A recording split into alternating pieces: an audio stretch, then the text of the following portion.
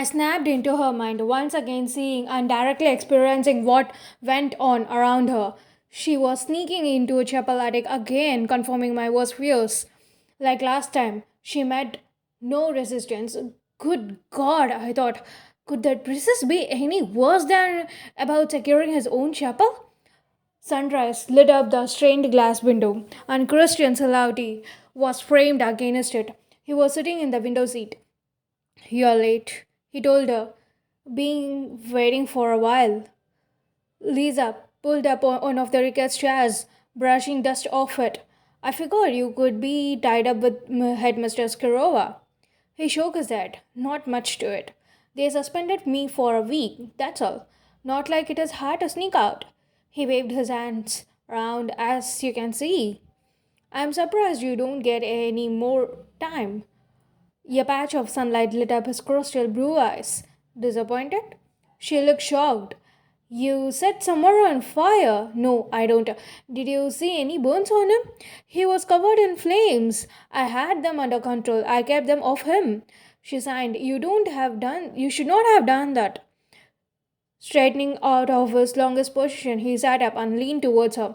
"I did it for you." "You attacked someone for me?" "Sure, he was giving you and Rose a hard time. She was doing an okay job against him, I guess. But I figured she could use the backup. Besides, this will shut anyone else up about the whole Fox thing too." "You should not have done that," she repeated, looking away. "She don't know how to feel about this generosity.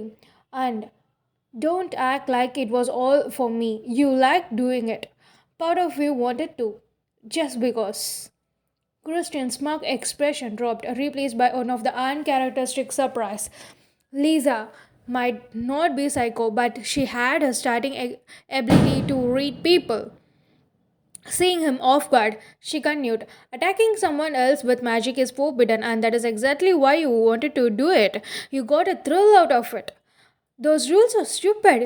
If we use magic as a weapon instead of just for a warm and fuzzy shit, she would not keep killing so many of us." "It's wrong," she said firmly. "Magic is a gift. It is peaceful." "Only because they say it is. You are repeating the party line we have been fed our whole lives." He stood up and paced the small space of the attic. "It was not always that way, you know. We used to fight right along with the Guardians centuries ago. Then people started getting scared and stopped. Figured it was safer to just hide. They fought the attack spells. They forgot the attack spells. Then how did you know that one?" He crooked his smile. "Not everyone forget. Like your family, like your parents." The smile disappeared. "You don't know anything about my parents." His face darkened, his eyes grew hard. To most people, he might have appeared scary and intimidating, but as Lisa studied and admired his features, he suddenly seems to very, very vulnerable. "You're right," she admitted softly after a moment. "I don't. I'm sorry." For a second time in the meeting, Christians looked astonished. Probably no one have apologized to him that often. Hell, no one even talked to him that often. Certainly, no one ever listened it. Like usual, he quickly turned into his cocky self. "Forget it." Abruptly, he stopped pacing and knelt in front of her so they looked each other in the eyes. Feeling him so close made her hold her breath. A dangerous smile curled his lips. "And really, I don't get why you, of all people, should act so outraged that I used forbidden magic." "Me? Of all people? What is it supposed to mean?" "You can play all innocent if you want, and you do a pretty good job. But I know the truth." "What truth is that?" She could not hide her uneasiness from me or Christian. He even leaned even closer. "That you use compulsion all the time." "No, I don't," she said immediately. "Of course you do. I have been lying awake all night trying to figure out how in the world you two were able to rent out a place and go to high school without anyone ever wanting to meet your parents. Then I figured it out. You have to using compulsion.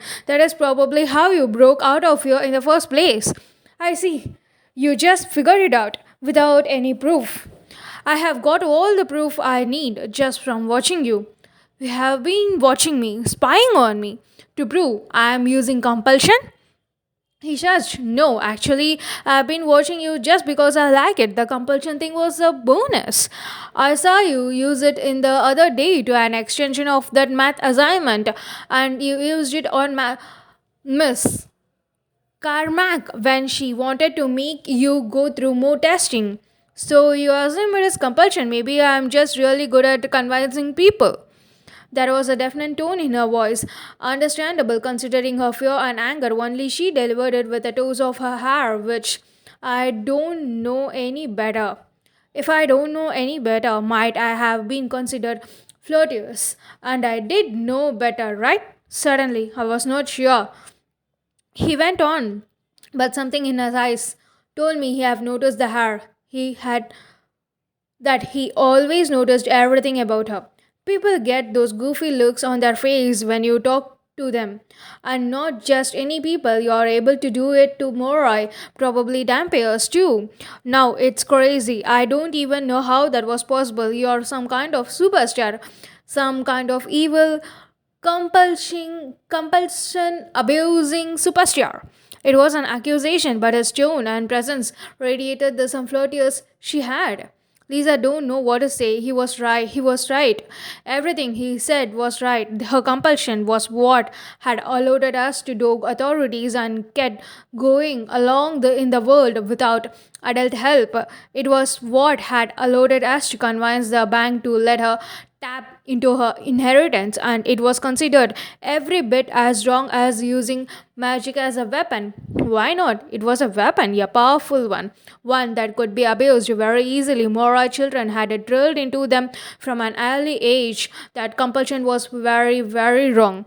No one has thought to use it. Though every Morai technically had the ability, Lisa had just sort of stumbled on it deeply, and as Christian has pointed out, she could wield it over Morai as well as humans and Dampiers. What are you going to do then? She asked. You're going to turn me in? He shook his head and smiled. No, I think it is hot. She started, eyes widening and heart racing. Something about the shape of his lips intrigued her. Rose thinks you're dangerous, she blurted out nervously. She thinks you might have killed the fox. I don't know how I felt about being dragged into his bizarre conversation. Some people were scared of me. Maybe he was too. Judging from the amusement in his voice when he spoke, it appeared he was not. People think I'm unstable, but I tell you, Rose is 10 times worse. Of course, that makes it harder for people to fuck with you, so I'm all for it. Leaning back on his heels, he finally broke the empty space between them, and I'm sure as hell don't do that. Find out who did, though, and what I did to Raf won't seems like anything. His glaring offer of creepy vengeance don't exactly reassure Lisa, but it did thrill her a little. I don't want you doing anything like that, and I still don't know who did it. He leaned back towards her and caught her wrists in his hands. He started to say something, then stopped and looked down in surprise, rubbing his arms or faint badly there are scars. Looking back up to her, he had a strange, for him, kindness in his face. You might not know who did it, but you know something you're not talking about. She started at him, a swell of emotions playing in her chest. You cannot know all my secrets, she murmured. He glanced back down at her mistress and then released him, that dry smile of his back on his face. No, I guess not. A feeling of peace settled over her, feeling I thought only I could bring. Returning to my own head and my room, I sat on the floor, starting at my Max books. Then, for a reason I don't really get it, I slammed it shut and threw it against the wall. I spent the rest of the night boring until the time I was supposed to meet Jess came around. Slipping downstairs, I went into the kitchen, a place I could visit so long as I kept things brief, and caught his eyes when I got cut through the main visiting area. Moving past him, I passed and whispered, There is long on the fourth floor that nobody uses. Take the stairs on the other side of the bathrooms and meet me there in 5 minutes. The lock of the door is broken. He complied to the second, and he found And we found the Longo dark, dusty, and deserted. The drop in Guardian's numbers over the years meant a lot of the door room stayed empty, a sad sign for Morai society, but terribly convenient right now. He sat down on the couch and I lay back on it, putting my feet on his lap. I was still annoyed after Lisa and Christian's bizarre attic romance and wanted nothing more than to forget about it for a while. You really here to study, or was it as an excuse? I asked. No, it was real. Had to do an assignment with Meredith. The tone in his voice indicated he was not happy about that. Oh, I teased. Is working with a vampire beneath your royal blood? Should I be offended? He smiled, showing a mouth full of perfect white teeth and fangs. You're a lot hotter than she is. Glad I make the cut. There was a sort of heat in his eyes that was turning me on, as was his hand slipping up my leg. But I need to do something first. It was the time for some vengeance. Mia must too, since you guys let her hang out with you. She is not royal. Her finger playfully poked me in the cleft. She is with Aaron, and I have got lots of friends who are not royal and friends who are damps. I'm not a total asshole. Yeah, but did you know her parents are practically custodian for the reservoirs? The hand on my leg stopped. I got extrained, but he was a sucker for gossip, and he was notorious for spreading it. Seriously? Yeah, scrubbing floors and stuff like that. Huh, I could see the wheels turning his dark blue eyes and had to hide the smile. The seed was planted. Sitting up, I moved closer to him and wrapped a leg over his lap. I wrapped my arms around him, and without further delay, though thought of Smia disappeared as his test corners kicked in. He kissed me eagerly, slowly, even pushing me against the back of the couch, and I realized into what had to be the first enjoyable physical activity I could been had in weeks. We kissed like that for a long time, and I don't stop him where he pulled my off my shirt. I am not having sex. I want between kisses. I had no intention of losing my virginity on a couch any longer. He passed thinking about this and finally decided not to push it. Okay. But he pushed me onto the couch, lying over me, still kissing that with that same fuzziness. His lips traveled down to my neck, and when the sharp points of his fangs burst against my skin, I could not help an excited gasp. He released himself up, looking into my face with an open surprise. For a moment, I could barely breathe, recalling that rush of pleasure that a vampire bite could fill me with, wondering what it could be like to feel that while making out. Then the odd tobacco kicked in. Even if we don't had sex, giving blood while we did this was still wrong, still dirty. Don't, I won't. You want to? His voice held excited wonder. I can tell. No, I don't. His eyes lit up. You do? How? Hey, have you done it before? No, I scoffed. Of course not. Those gorgeous blue eyes watched me, and I could see the wheels spinning behind them. Jess might float a lot and have a big mouth, but he was not stupid. You act like you have. You have got excited when I was by your neck. You are a good kisser, I countered. Though it was not entirely true, he rolled a little more than I could have preferred. Don't you think everyone could know if I was giving blood? The realization seized him, unless you were not doing it before you left. You did it while you were gone, don't you? You fed Lisa. Of course not, I repeated, but he was onto something and he knew it. It was the only way. You don't have feeders. Oh man, she found some. I lied. It was the same line we have fed Natalie, the one she could spread around that no one except Christian had ever questioned. Plenty of humans are into it. Sure, he said with a smile. He leaned his mouth back into my neck. I'm not a blood whore, I snapped, pulling away from him. But you want to, you like it. All you damn girls do. His teeth were on my skin again, sharp, wonderful. I had a feeling hostility could only make things worse, so I diffused the situation with teasing. Stop it, I said gently, rubbing her fingertips over his lips. I told you I am not like that. But if you want something to do with your mouth, I can give you some ideas. That piqued his interest. Yeah, like what? And that was when the door opened. We sprang apart. I was ready to handle a fellow student or even possibly the matron. When what I was not ready for was Drimit. He burst into the door like he could expect her to find us, and in the horrible moment, with him raging like a storm, I knew why Manson had called him a god. In the blink of an eye, he crossed the room and jerked Jess up by his shirt, nearly holding the Mora off the ground. "What is your name?" he barked at Trimmet. Yes, sir. Jesse Zlokes, sir. Mr. Zlokes, do you have permission to be in this part of the door room? No, sir. Do you know the rules about the males and females interactions around here? Yes, sir. Then I suggest you get out of here as fast as you can before I turn you over to someone who will punish you accordingly. If I ever see you like this again, Trimmet pointed to where I covered half dressed on the couch, I will be the one to punish you, and it will hurt a lot. Do you understand? Jessie swallowed, eyes wide. None of the bravado he usually showed was there. I guess there was usually, and then there was a being held in the grip of the really ripped, really tall, and really pissed off Russian guy. Yes, sir. Then go. Dremet released him and, if possible, just got out of the faster than Dremet had burst in. My mentor then turned to me, a dangerous glint in his eyes. He don't say anything, but the anger, disapproving message came through the loud and clear, and then I shifted. And then it shifted. It was something like he had been taken by surprise, like he could never noticed me before.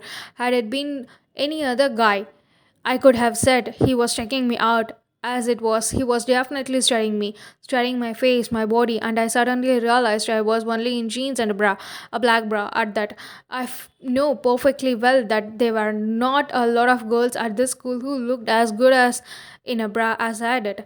Even a guy like Dremet, one who seems to be so focused on duty and training at all the time, had to appreciate that.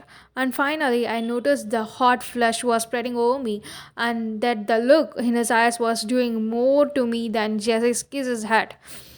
Dremet was quiet and distant sometimes, but he also had a dedication and an intensity that I could never see in any other person.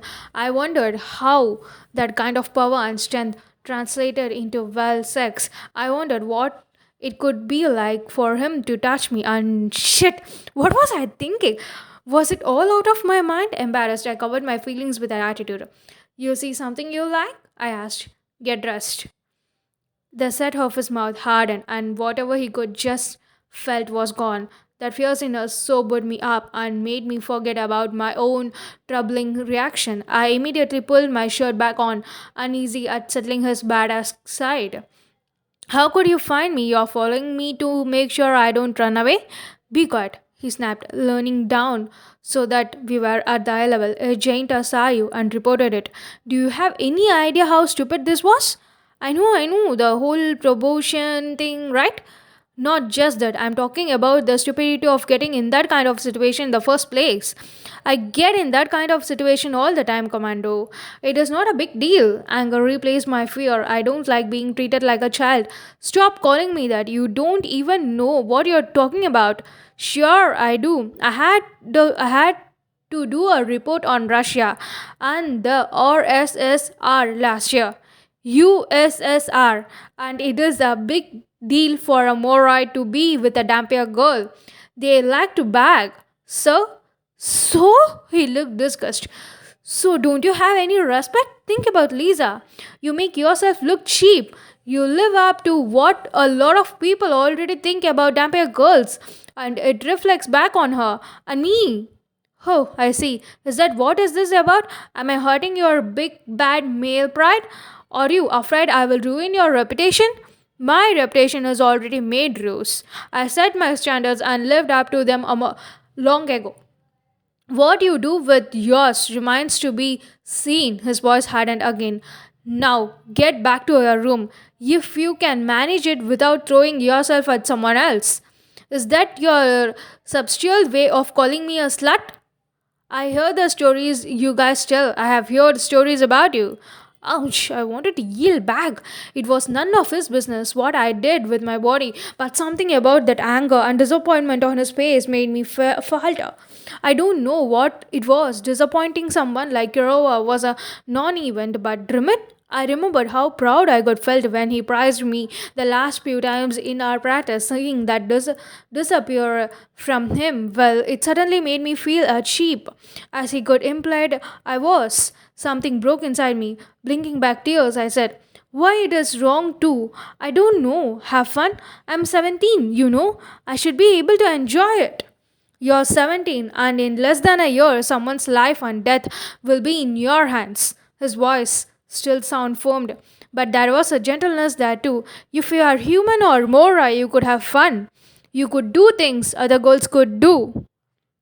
But you're saying I cannot. He glanced away, and his dark eyes went unfocused. He was thinking about something far away from here.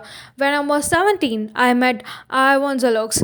We were not like you and Lisa, but we became friends, and he requested me as his guardians when I graduated.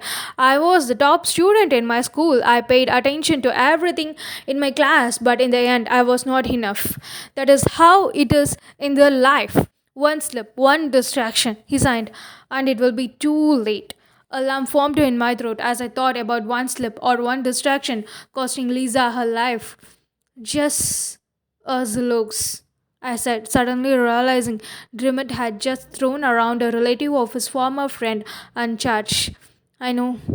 Does it bother you? Does he remind you of Ivan? It does not matter how I feel. It does not matter how any of us feel. But it does bother you. I suddenly became very obvious to me. I could read his pain, though he clearly worked hard to hide it. You're hurt every day, don't you? You miss him.